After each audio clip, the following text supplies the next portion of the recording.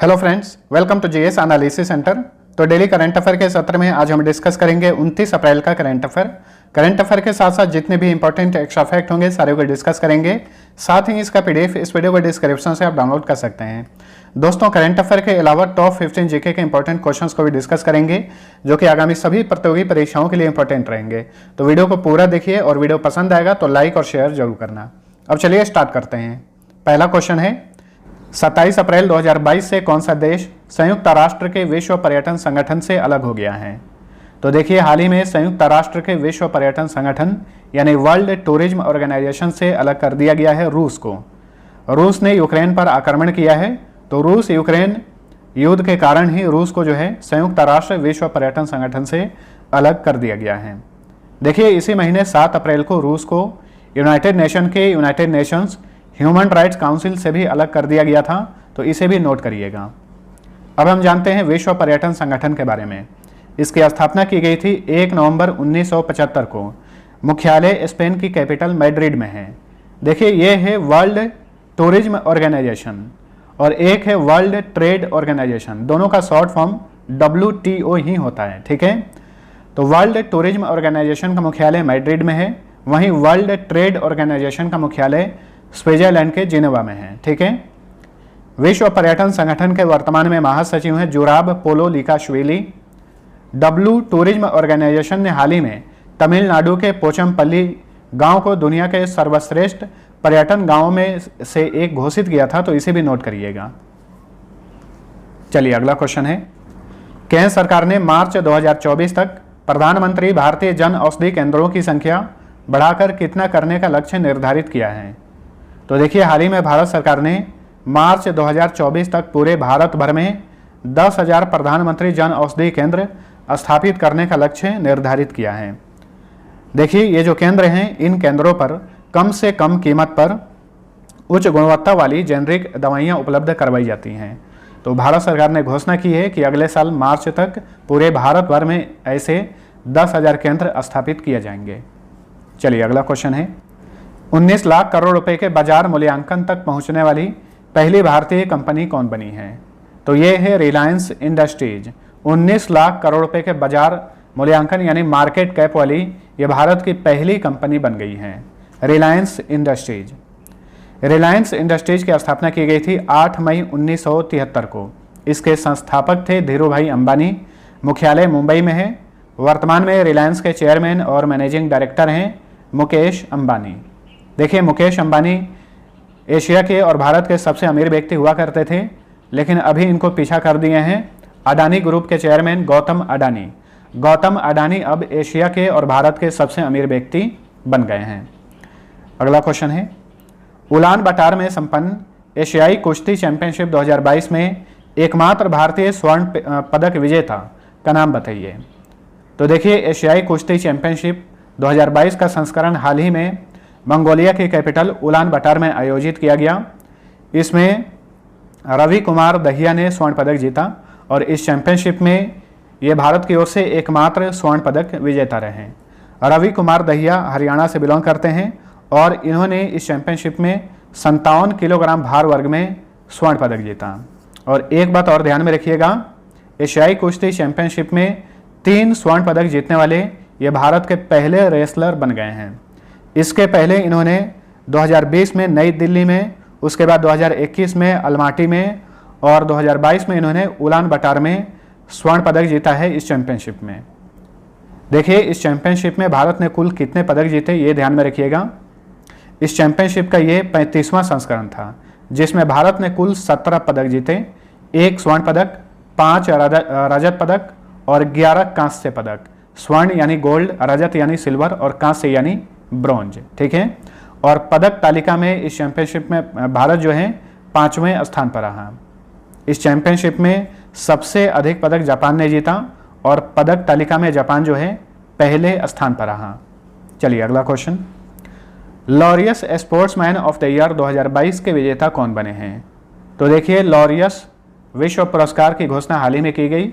इसमें 2022 के लिए Laureus sportsman of the year पुरस्कार के विजेता बने मैक्स वेस्टापेन, जो कि नीदरलैंड के फार्मूला 1 रेसर हैं, रेड बुल कार के ड्राइवर हैं। इन्होंने इस साल अभी तक 2 फार्मूला 1 रेस जीते हैं। कौन कौन से? सऊदी अरब ग्रैंड प्रिक्स और एमेलिया रोमाग्ना ग्रैंड प्रिक्स। इसके अलावा 2021 में ये फार्मूला 1 चैंपियन भी रहे थे, याद रखिएगा। और फार्मूला 1 चैंपियन बनने वाले ये पहले डच रेसर हैं, मैक्स वेस्टापेन। इन्हें लॉरियस ने 2022 के लिए Laureus sportsman of the year पुरस्कार से सम्मानित किया है। लॉरियस स्पोर्ट्स अवार्ड्स में और भी पुरस्कार दिए गए हैं, सारे के सारे इंपॉर्टेंट हैं, इन्हें ध्यान रखिए। Laureus sports women of the year का पुरस्कार जीती हैं एलन थॉम्पसन हेरा, जो कि जमैका की धाविका हैं, स्प्रिंटर हैं। Laureus team of the year का पुरस्कार दिया गया इटली की पुरुष फुटबॉल टीम को। Laureus world breakthrough of the year का पुरस्कार दिया गया एमा रादुकानु को, जो कि यूनाइटेड किंगडम की टेनिस खिलाड़ी हैं। Laureus life time achievement award दिया गया टॉम ब्रेडी को, ये अमेरिका के फुटबॉल खिलाड़ी हैं। इसके अलावा Laureus world comeback of the year का पुरस्कार दिया गया स्काई ब्राउन को, जो कि जापान की स्केटबोर्ड खिलाड़ी हैं। लॉरियस स्पोर्टिंग आइकन अवार्ड दिया गया वेलेंटिनो रोसी को, ये इटली के मोटरसाइकिल रेसर हैं। देखिए, लॉरियस विश्व खेल पुरस्कार की शुरुआत जो है 2000 ईस्वी में की गई थी और ये पुरस्कार प्रतिवर्ष लॉरियस वर्ल्ड स्पोर्ट्स एकेडमी द्वारा दिया जाता है। चलिए अगला क्वेश्चन, भारतीय महिला हॉकी टीम की किस पूर्व कप्तान का हाल ही में 81 साल की उम्र में निधन हो गया? तो भारतीय महिला हॉकी टीम की पूर्व कप्तान थी एल्वेरा ब्रिटो। हाल ही में इनका 81 साल की उम्र में निधन हो गया। 1960 की दशक की ये काफ़ी मशहूर भारतीय महिला हॉकी खिलाड़ी थी, तो इनका निधन हो गया है। देखिए, इन्हें 1965 में अर्जुन पुरस्कार से सम्मानित किया गया था। इसी के साथ ये एनी लिम्सेडन के बाद अर्जुन पुरस्कार से सम्मानित होने वाली दूसरी भारतीय महिला हॉकी खिलाड़ी बनी थी। कौन? एल्वेरा ब्रिटो। वर्तमान में भारतीय महिला हॉकी टीम के कप्तान कौन हैं? रानी रामपाल हैं और कोच हैं जोनेके शॉपमैन। नेक्स्ट, प्रत्येक वर्ष कार्यस्थल पर सुरक्षा और स्वास्थ्य के लिए विश्व दिवस कब मनाया जाता है? तो हर साल world day for safety and health at work मनाया जाता है 28 अप्रैल को। Option C right answer. International Labour Organization द्वारा हर साल ये दिवस मनाया जाता है। पहली बार ये दिवस मनाया गया था 2003 में। इंटरनेशनल लेबर ऑर्गेनाइजेशन का मुख्यालय जिनेवा में है। ठीक है, तो कार्यस्थल पर दुर्घटनाओं और बीमारियों की रोकथाम के बारे में जागरूकता बढ़ाने के लिए हर साल 28 अप्रैल को कार्यस्थल पर सुरक्षा और स्वास्थ्य के लिए विश्व दिवस मनाया जाता है। 2022 का थीम याद रखिए, 2022 का थीम है सकारात्मक सुरक्षा और स्वास्थ्य संस्कृति बनाने में भागीदारी और सामाजिक संवाद। इंग्लिश में participation and social dialogue in creating a positive safety and health culture. चलिए अगला क्वेश्चन है, यह भी दिवस से रिलेटेड है। 28 अप्रैल 2022 को किस विषय के साथ international girls in ICT day मनाया गया? तो देखिए, हर साल ये दिवस international girls in ICT day मनाया जाता है अप्रैल माह के आखिरी बृहस्पतिवार को। तो इस साल जो है 28 अप्रैल को ये दिवस मनाया गया और 2022 का विषय है एक्सेस एंड सेफ्टी। तो ऑप्शन सी राइट आंसर। यहाँ पे ICT का फुल फॉर्म है इंफॉर्मेशन एंड कम्युनिकेशन टेक्नोलॉजीज। ठीक है, तो महिलाओं को विज्ञान, प्रौद्योगिकी, कला, गणित और इंजीनियरिंग के क्षेत्र में, शिक्षा के क्षेत्र में बढ़ावा देने के लिए हर साल अप्रैल माह के आखिरी बृहस्पतिवार को international girls in ICT day मनाया जाता है। अब चलिए अप्रैल माह में जितने भी इंपॉर्टेंट दिवस मनाए गए हैं फटाफट रिवीजन कर लेते हैं। 1 अप्रैल को ओडिशा स्थापना दिवस यानी उत्कल दिवस मनाया जाता है। 5 अप्रैल को राष्ट्रीय समुद्री दिवस। 7 अप्रैल को विश्व स्वास्थ्य दिवस। विश्व स्वास्थ्य दिवस 2022 का विषय है आवर प्लानेट आवर हेल्थ। 10 अप्रैल को विश्व होम्योपैथी दिवस। 2022 का थीम है पीपुल्स चॉइस फॉर वेलनेस। 11 अप्रैल को राष्ट्रीय सुरक्षित मातृत्व दिवस। 17 अप्रैल को विश्व हीमोफीलिया दिवस। 18 अप्रैल को विश्व धरोहर दिवस, थीम है 2022 का हेरिटेज एंड क्लाइमेट। 21 अप्रैल को राष्ट्रीय सिविल सेवा दिवस। 22 अप्रैल को विश्व पृथ्वी दिवस और विश्व पृथ्वी दिवस 2022 का थीम है इन्वेस्ट इन आवर प्लेनेट। 23 अप्रैल को विश्व पुस्तक दिवस या फिर विश्व पुस्तक और कॉपीराइट दिवस। 2022 का थीम है read so you never feel low. 24 अप्रैल को राष्ट्रीय पंचायती राज दिवस मनाया जाता है भारत में। वहीं विश्व स्तर पर 24 अप्रैल को ही शांति के लिए बहुपक्षवाद और कूटनीति का अंतर्राष्ट्रीय दिवस मनाया जाता है। 25 अप्रैल को विश्व मलेरिया दिवस और 2022 का थीम देख सकते हैं। 26 अप्रैल को विश्व बौद्धिक संपदा दिवस मनाया जाता है। साथ साथ में आप थीम भी नोट कर सकते हैं। चलिए अगला क्वेश्चन है, हार्पर कॉलिंस इंडिया द्वारा प्रकाशित पुस्तक Chinese spies from chairman Mao to Xi Jinping के मूल लेखक कौन है? तो देखिए, सबसे पहले आप सभी को बता दें, माओ यानी माओ से तुंग को कहा जाता है, ये चीन के पूर्व राष्ट्रपति थे। वहीं शी जिनपिंग ये वर्तमान में चीन के राष्ट्रपति हैं। तो ये पुस्तक है Chinese spies from chairman Mao to Xi Jinping, जो कि हार्पर कॉलिंस इंडिया द्वारा प्रकाशित की गई है। इस पुस्तक के मूल लेखक हैं रोजर फालीगोट, जो कि फ्रांस के एक लेखक हैं, और मूल भाषा में यानी मूल फ्रेंच भाषा में ये पुस्तक लॉन्च हुई थी 2008 में, लेकिन इसी का इंग्लिश संस्करण हाल ही में लॉन्च किया गया है और इसका अनुवाद की हैं नाताशा लेहर, जो ऑप्शन ए नंबर पे हैं, ये अनुवाद की हैं। इसके अलावा इस पुस्तक की प्रस्तावना लिखे हैं, जो ऑप्शन सी नंबर पे हैं, विक्रम सूद। तो इस पुस्तक के मूल लेखक हैं जो फ्रांस के लेखक हैं रोजर फालीगोट, याद रखिए। जो भी नई नई पुस्तकें हाल ही में लॉन्च हुई हैं इन्हें भी याद रखना है। पूर्वी भारत का सिख इतिहास, अविनाश मोहपात्रा इसके लेखक हैं। द मैजिक ऑफ मंगला जोड़ी के लेखक हैं Avinash Khemka. The boy who wrote a constitution के लेखक हैं राजेश तलवार। क्रंच टाइम के लेखक हैं doctor Shriram Chauliya. The tiger of Dras के लेखक हैं मीना एन। बरगंडी विंटर्स के लेखक हैं प्रणय पाटिल। अनफिल्ड बैरल्स के लेखक हैं ऋषा मिश्रा। डी कोडिंग इंडियन बाबू डोम के लेखक हैं Ashwini Srivastava. Queen of fire की लेखिका हैं Devika Rangachari. Queen of fire जो पुस्तक है ये रानी लक्ष्मीबाई के ऊपर आधारित हैं। हियर योरसेल्फ के लेखक हैं प्रेम रावत। ये सारी पुस्तकें हाल ही फिलहाल में लॉन्च हुई हैं, नोट करिए। चलिए अगला क्वेश्चन है, 2022-23 के लिए नैस्कॉम के नए अध्यक्ष कौन बने हैं? तो देखिए, नैस्कॉम के नए अध्यक्ष बने हैं कृष्णन रामानुजम, ऑप्शन ए सही उत्तर है। इससे पहले ये टाटा कंसल्टेंसी सर्विसेज में काम कर रहे थे। इन्हें हाल ही में नैस्कॉम का नया अध्यक्ष बनाया गया है रेखा मेनन के स्थान पर। ठीक है, नैस्कॉम की बात करें तो नैस्कॉम का फुल फॉर्म होता है national association of software and service companies. इसकी स्थापना की गई थी 1 मार्च 1988 को। मुख्यालय नई दिल्ली में है। नए चेयरमैन बन गए हैं कृष्णन रामानुजम। अध्यक्ष हैं देवजानी घोष। और देखिए, नैस्कॉम की हाल ही में उपाध्यक्ष बनी है अनंत माहेश्वरी। ये हाल ही में इसकी उपाध्यक्ष बनी है। वैसे अनंत माहेश्वरी जो हैं ये माइक्रोसॉफ्ट इंडिया की अध्यक्ष हैं वर्तमान में। तो फ्रेंड्स, ये था हमारा आज का करंट अफेयर। वीडियो पसंद आया है तो लाइक और शेयर जरूर करना। अब चलिए टॉप 15 जीके के इंपॉर्टेंट क्वेश्चंस को देख लेते हैं। आज सेट 19 है। पहला क्वेश्चन है, भारत और पाकिस्तान के बीच ताशकंद समझौता कब हुआ था? 10 जनवरी 1966 को हुआ था। ठीक है, भारत और पाकिस्तान के बीच में। और इसी समझौते के एक दिन बाद 11 जनवरी 1966 को ताशकंद में लाल बहादुर शास्त्री, जो कि वर्तमान उस समय के भारत के प्रधानमंत्री थे, उनका निधन हो गया था, याद रखिए। क्वेश्चन नंबर 2 है, जब सूर्य पृथ्वी से अधिकतम दूरी पर पहुंचता है तब इसे क्या कहा जाता है? इसे अपसौर कहा जाता है। हेलीबीड का मंदिर किस राजवंश द्वारा बनवाया गया था? तो हेलीबीड का मंदिर जो है यह कर्नाटक में स्थित है। इसे होयसल राजवंशों ने बनवाया था।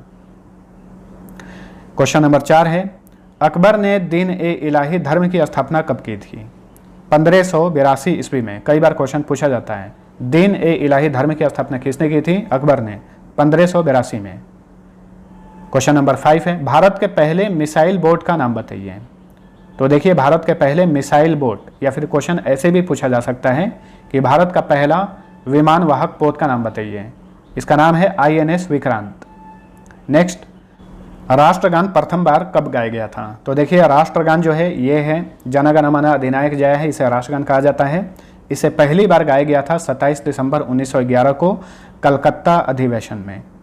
क्वेश्चन नंबर 7 है, प्रेशर कुकर में खाना जल्दी क्यों पक जाता है? तो जल का क्वथनांक अधिक होता है, इसी के कारण जो है प्रेशर कुकर में खाना जल्दी बन जाता है। कॉलेज ऑफ डिफेंस मैनेजमेंट कहाँ पर स्थित है? तो ये है तेलंगाना के सिकंदराबाद में।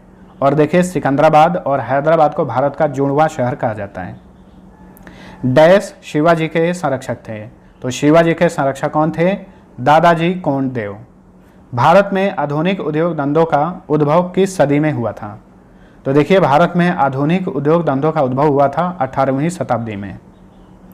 एंटी मनी के उत्पादन में कौन सा राज्य पहले स्थान पर है? तो देखिए एंटी मनी जो है ये एक रासायनिक तत्व होता है, इसके उत्पादन में पहले स्थान पे ओडिशा है। रॉकेट और जेट इंजन न्यूटन के किस नियम के सिद्धांत पर काम करते हैं? तो न्यूटन के तृतीय नियम के सिद्धांत पर काम करते हैं रॉकेट और जेट इंजन। क्वेश्चन नंबर 13 है, भारतीय संविधान में पंचायती राज्य का उल्लेख किस भाग में किया गया है? भाग 9 में। वहीं अगर अनुसूची का पूछेगा तो अनुसूची 11 में इसका उल्लेख किया गया है पंचायती राज का। पंचतंत्र के लेखक कौन थे? विष्णु शर्मा। ज्ञानपीठ पुरस्कार के प्रथम विजेता कौन थे? जी शंकर कुरुप, जो कि मलयालम लेखक थे। 1965 में पहली बार ज्ञानपीठ पुरस्कार दिया गया था। अब चलिए डेली की तरफ फटाफट पिछले क्लास का क्विक रिवीजन कर लेते हैं। पहला क्वेश्चन है, इंसानों के अंदर पहली बार H3N8 बर्ड फ्लू के संक्रमण का मामला किस देश में देखा गया है? चीन में। आदित्य बिरला कैपिटल की नई मुख्य कार्यकारी अधिकारी कौन बनी है? विशाखा मूले। किस देश के पूर्व राष्ट्रपति मवाई किबाकी का हाल ही में 90 साल की उम्र में निधन हो गया? ये केन्या के पूर्व राष्ट्रपति थे। प्रसिद्ध टेनिस खिलाड़ी आंद्रे रूबलेव ने किसको पराजित कर सर्बिया ओपन 2022 का खिताब जीत लिया है? नोवाक जोकोविच को हराकर। नोवाक जोकोविच जो हैं ये सर्बिया के हैं, वर्तमान में दुनिया के नंबर 1 टेनिस खिलाड़ी हैं। मीडिया और प्रसारण के क्षेत्र में सहयोग के लिए हाल ही में भारत ने किस देश के साथ एक समझौता ज्ञापन पर हस्ताक्षर किया है? अर्जेंटीना के साथ। सेम इसी तरह से इसके पहले भारत ने मीडिया और प्रसारण के क्षेत्र में सहयोग के लिए ऑस्ट्रेलिया के साथ भी समझौता किया था, इसे भी याद रखिएगा। हिंदुस्तान एरोनॉटिक्स लिमिटेड ने सुखोई 30 MKI जेट के स्वदेशी खोज और ट्रैक सिस्टम बनाने के लिए किसके साथ समझौता किया है? भारत इलेक्ट्रॉनिक्स के साथ। ठीक है, भारत इलेक्ट्रॉनिक्स लिमिटेड यानी बेल के साथ। किस केंद्रीय मंत्रालय ने भारत की एक नई कूटनीतिक platform trilateral development corporation launch किया है? विदेश मंत्रालय ने। सिप्री डेटा के अनुसार 2021 में वैश्विक सैन्य खर्च के मामले में भारत का रैंक कौन सा है? भारत तीसरे स्थान पर है, अमेरिका पहले स्थान पर है और चीन दूसरे स्थान पर है। एशिया का सबसे बड़ा अंतर्राष्ट्रीय खाद्य और आतिथ्य मेला आहार 2022 के 5वें संस्करण का आयोजन कहां पर किया गया? नई दिल्ली में। संयुक्त राष्ट्र पर्यावरण कार्यक्रम जिसका मुख्यालय नैरोबी में है। तो हाल ही में इस संगठन ने निम्न में से किस जीव विज्ञानी और प्राकृतिक इतिहासकार को champions of the earth life time achievement award से सम्मानित किया? सर डेविड एटनबरो को, जो कि यूनाइटेड किंगडम से बिलोंग करते हैं। अब चलिए पिछले क्विज का सही उत्तर जानिए। पहला क्वेश्चन था, सौर मंडल का सबसे ठंडा ग्रह कौन सा है? इसका सही उत्तर था वरुण यानी नेपच्यून। ठीक है, कुछ लोगों ने यूरेनस किया था, रॉन्ग है, इसका सही उत्तर था नेपच्यून। दूसरा क्वेश्चन था, तालीकोटा का युद्ध कब हुआ था? तो देखिए तालीकोटा का युद्ध हुआ था 1565 ईस्वी में। किसके बीच में हुआ था? तो विजयनगर साम्राज्य और दक्कन के सुल्तानों के बीच में ये युद्ध हुआ था और इसमें दक्कन के सुल्तान जो है विजयी रहे थे। तालीकोटा का युद्ध। ठीक है, अब चलिए आज का पहला क्वेश्चन है, इंडियन इंडिपेंडेंस लीग की स्थापना किसने की थी? दूसरा क्वेश्चन है, गांधी इरविन समझौता किस दिन हुआ था? दोनों क्वेश्चन का आंसर नीचे कमेंट करके बताइए। मिलते हैं अगले वीडियो में, तब तक के लिए टेक केयर।